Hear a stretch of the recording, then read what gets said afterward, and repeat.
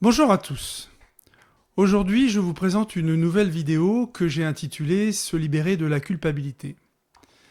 Alors pourquoi cette vidéo? Eh bien, c'est un constat à travers l'expérience des séances d'accompagnement que je réalise auprès de mes clients et clientes, que presque toutes les personnes portent en elles des culpabilités et des peurs conscientes ou inconscientes.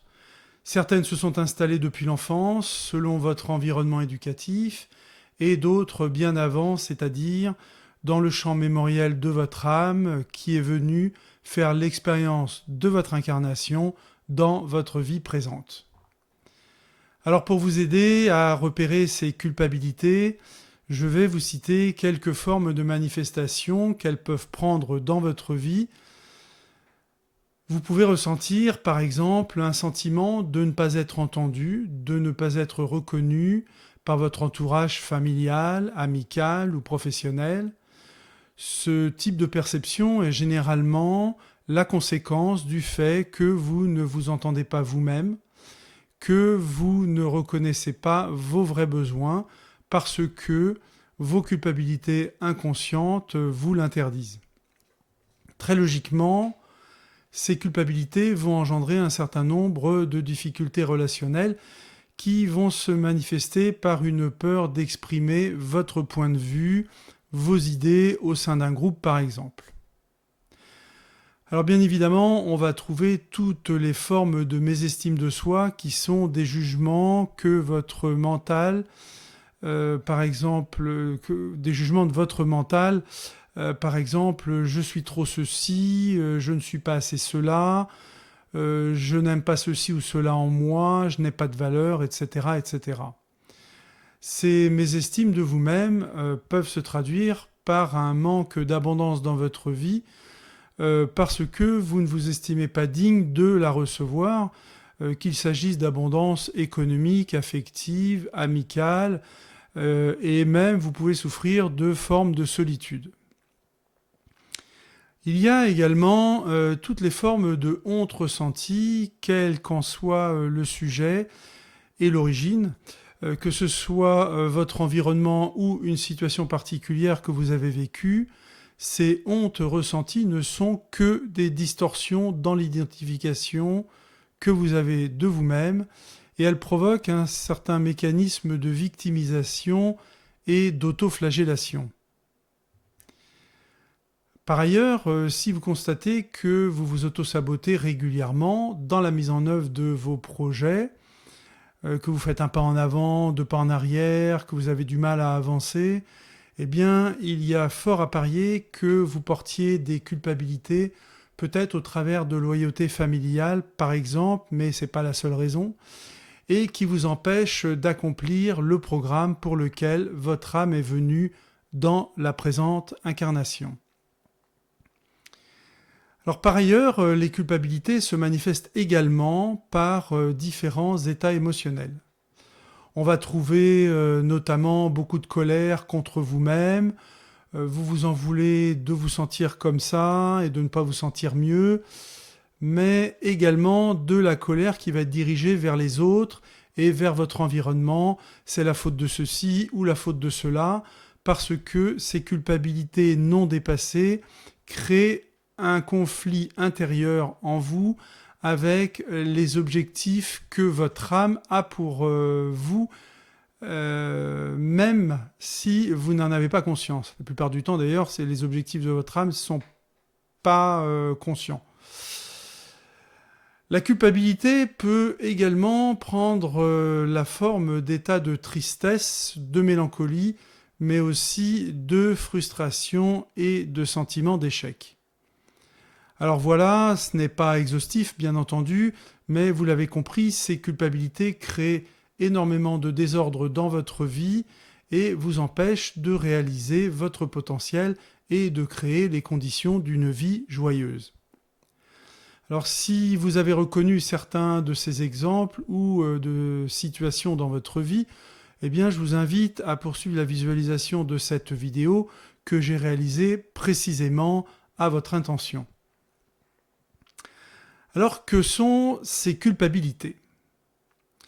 Ces culpabilités sont comme un poison dans votre conscience et elles sont alimentées par votre mental ego, que je qualifie ici de toxique, parce qu'il vous diffuse en boucle ce mauvais film qui vous fait vous sentir coupable, bien que ceci ne soit en réalité qu'une illusion qui est créée par votre mental, quelle que soit d'ailleurs la situation concernée. Alors pourquoi je vous dis que les culpabilités sont des illusions de votre mental ? Eh bien, si vous vous exercez régulièrement à calmer votre mental par des exercices quotidiens de respiration consciente ou de méditation par exemple, vous allez constater à un certain moment, lorsque votre mental se met en arrière-plan, qu'un état de silence et de présence prend la place à l'intérieur de vous. Lorsque votre mental est d'une certaine manière débranché temporairement, ce que vous êtes dans ce moment de présence ne dépend plus ni de votre passé, ni de votre futur, puisque vous êtes présent, qui sont d'ailleurs tous deux, votre passé et votre futur, alimentés par votre mental.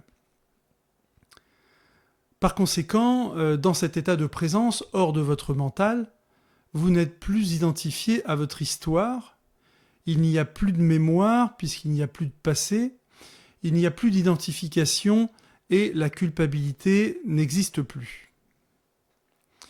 C'est la raison pour laquelle je vous dis que les culpabilités sont des illusions construites par votre mental égo toxique, car elles n'ont aucune réalité dans l'espace de votre présence, qui est toujours accessible à l'intérieur de vous et que certains appellent votre soi divin ou votre présence divine.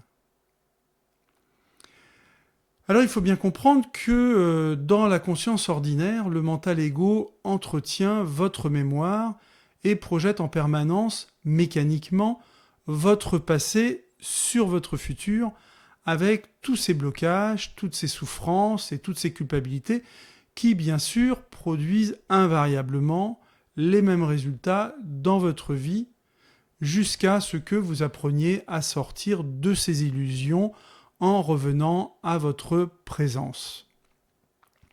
Alors ces culpabilités, qui sont des sortes de mémoires qui tournent en boucle dans votre conscience, proviennent de 4 origines principales.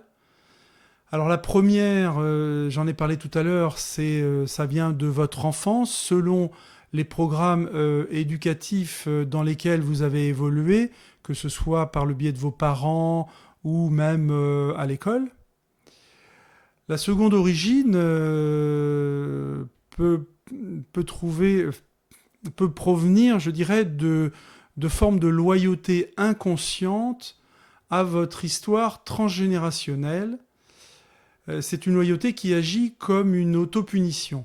Je ne m'autorise pas ceci ou cela parce que les femmes ou les hommes de ma lignée familiale n'y ont pas eu accès avant moi, et c'est en général un mécanisme inconscient qui est relié à la peur d'être rejeté si on n'est pas conforme à l'image de la lignée.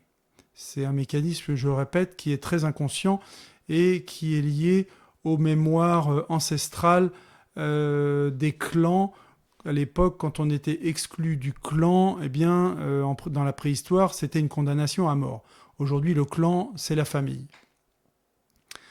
Alors, troisième origine, ces culpabilités proviennent de l'histoire de votre âme au cours de ces incarnations. Par exemple, le fait d'avoir tué ou blessé quelqu'un dans une vie passée a créé de la culpabilité dans votre champ mémoriel.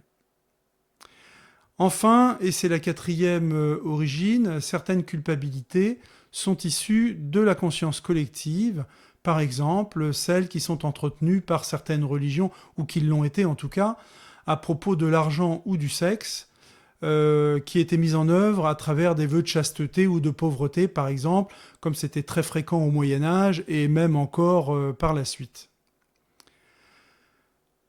Alors, voyons maintenant pourquoi il est très important et utile de prendre en compte vos culpabilités et Surtout, comment s'en libérer? Comme tout le monde, ou presque, souffre de cette affection, c'est devenu une sorte de normalité à laquelle presque personne ne porte attention, bien que chacun soit directement affecté à un degré ou à un autre dans sa vie quotidienne par l'existence de ces culpabilités. Vous faites chaque jour la toilette de votre corps physique, mais peu de personnes s'occupent de leur toilette émotionnelle, mentale, mémorielle, qui constitue pourtant le terreau et le terrain fondamental de votre capacité à exprimer une vie harmonieuse et épanouissante. Pour vous donner un exemple, c'est comme si vous disposiez des meilleures graines à cultiver, mais si la terre est polluée, les graines ne produiront pas de fruits ou des fruits qui seront en très mauvais état. Eh bien, il est très important que vous compreniez que c'est exactement la même chose pour vous. Votre terrain est constitué de votre champ mémoriel, mental, émotionnel, ainsi que des culpabilités qui y sont engrammées et qui agissent comme un poison dans votre conscience. Alors je dirais qu'en toute chose, et quel que soit l'objectif que vous souhaitez atteindre, la première chose devrait être de considérer votre état intérieur, ou en tout cas au moins en parallèle de l'atteinte de votre objectif, avant de vous préoccuper d'atteindre cet objectif, car si votre terrain n'est pas sain, il va tout simplement miner tous les efforts que vous allez mettre en œuvre et vous allez gaspiller beaucoup de votre temps et de votre énergie avec généralement très peu de résultats. Alors comme je l'ai évoqué précédemment, ces culpabilités sont des illusions du mental égo toxique qui sont dissoutes par votre état de présence.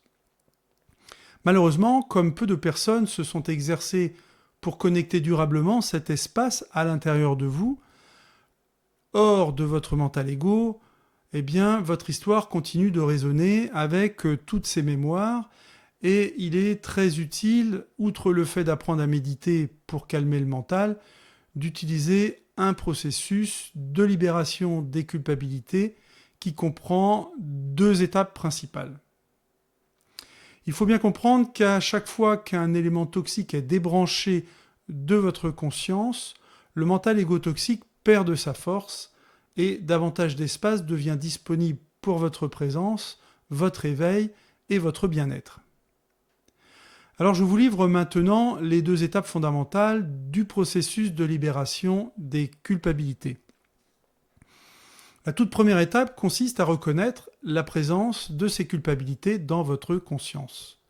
Si vous ne les reconnaissez pas, vous n'aurez aucune motivation pour vous en débarrasser et vous n'accomplirez donc pas ce travail qui est fort bénéfique pour vous. Alors ces culpabilités peuvent être masquées par différentes émotions et tant que vous ne percevez qu'un état diffus de mal-être sans en identifier la nature et la cause, eh bien il vous sera relativement difficile de vous en libérer. Mais alors attention, parce que quand je parle de cause de votre culpabilité, vous devez bien comprendre qu'il s'agit d'identifier la croyance toxique qui est engrammée dans votre conscience afin de la déprogrammer, et non pas d'entrer dans un mécanisme d'accusation d'une situation ou d'une personne extérieure qui serait éventuellement responsable de cette culpabilité. Pourquoi ? Eh bien tout simplement parce que toute projection de la culpabilité sur autrui ou sur une situation extérieure ne fait que renforcer le poids de cette culpabilité en vous, puisque vous continuez de l'alimenter dans votre conscience. Alors donc, si cette cause, cette croyance toxique demeure encore dans la partie inconsciente de votre conscience, sans être reconnue précisément pour ce qu'elle est, elle vous est encore inaccessible et vous ne pourrez pas la libérer. Passons maintenant à la seconde étape, après avoir reconnu donc la nature de votre culpabilité. La seconde étape consiste à vous pardonner. Il faut bien comprendre que lorsque vous portez une culpabilité, vous vous autopunissez d'une manière ou d'une autre, car consciemment ou inconsciemment, vous ne vous jugez pas digne de recevoir les bienfaits dans tel ou tel domaine de votre vie. Alors c'est comme si, pour prendre une image, c'est comme si le soleil brille dehors, mais vous demeurez dans une cave sombre, en vous interdisant de sortir pour profiter à la fois de sa chaleur et de sa lumière. Voilà pourquoi le pardon sincère, spirituel, mental, émotionnel, cellulaire, qui englobe votre totalité, est votre moyen de guérison, parce que la culpabilité est quelque chose qu'en réalité, vous vous faites à vous-même, même si il vous semble que cette culpabilité a été déclenchée par une situation extérieure. C'est très très important à comprendre, cette culpabilité, c'est un état de votre mental qui vous auto-punit et qui vous juge, donc c'est quelque chose que vous alimentez vous-même. C'est pourquoi je vous dis que c'est quelque chose que vous vous faites à vous-même. Donc pour revenir au pardon, il s'agit du pardon que vous vous accordez de vous être laissé inconsciemment tromper par votre mental égo toxique qui vous a enfermé dans une version limitée de vous-même, et également du pardon que vous accordez à votre conscience, à votre âme d'avoir porté ces culpabilités. Par ce pardon, vous quittez toute forme de victimisation, vous retrouvez votre pouvoir personnel, vous vous reconnectez à votre propre valeur et à la lumière de qui vous êtes en vérité. La maxime « qu'il soit fait selon votre foi » que vous avez certainement tous déjà entendue prend ici bien évidemment tout son sens.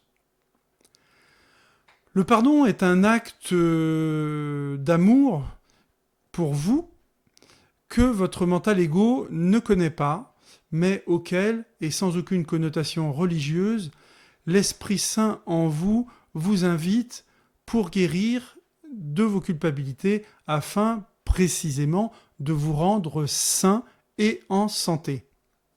C'est pourquoi je vous parle d'Esprit Saint.